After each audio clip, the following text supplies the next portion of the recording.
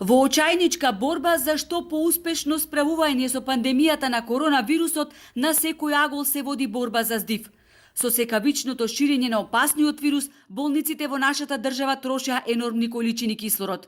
Имаше периоди кога за 24 часа се трошеа и по 60 боци кислород.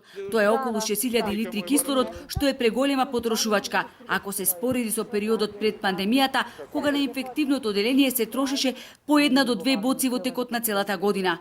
Посочувајќи го примерот на Охридската општа болница, раскажува Горан Балев, единствениот македонски лиценциран лекар, специјалист за подводна и хипербарична медицина.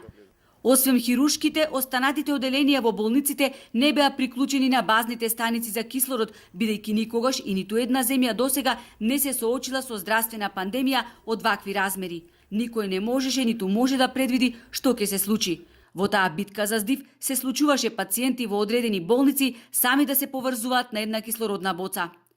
Тоа и како опасно. Значи точно се знае, една боца, еден редуктор, една маска, еден пациент. Сите тие бајпасови префрлања, то не се ни атестирани, ни препарати кои што се дозволени за употреба.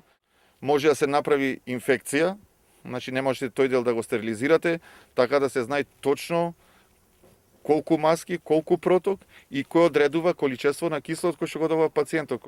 На почетокот на пандемијата постоеше страв кај медицинскиот персонал кој никогаш претходно не се сретна со кислородни боци и ракување со нив, зашто се наметна потребата од нивно обучување, вели Балев. Во услови кога инфективното оделение се полнеше со пациенти, самиот ги менував боците, а во неколку наврати ми помогна и нуркачите, додава тој. Па во 4-5 случаеви ги користев и дел од нуркачите кои на доброволна основа, без страв легување на инфективно оделение ги наместоја. Првите предавања беа со боца од нуркачите, кај што му објаснав како се приклучува, гумици како се колку да го затегни редукторот, да нема истекување на кислород.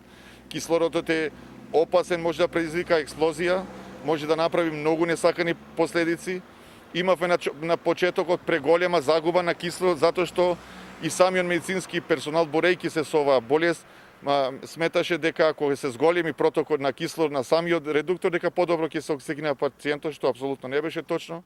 На почетокот имавме недостаток од редуктори, бидејќи во Македонија не се произведуваат, но со донации и максимална ангажираност на целиот град, луѓето ни помогнаа да се надмине и тој проблем и да се спасат што повеќе животи, раскажува Балев. Тој апелира до жителите, посебно во Струшко, кои сами по разни канали набавувале кислородни боци, да не изигруваат лекари, затоа што кислородот е лек, но може да биде и отров.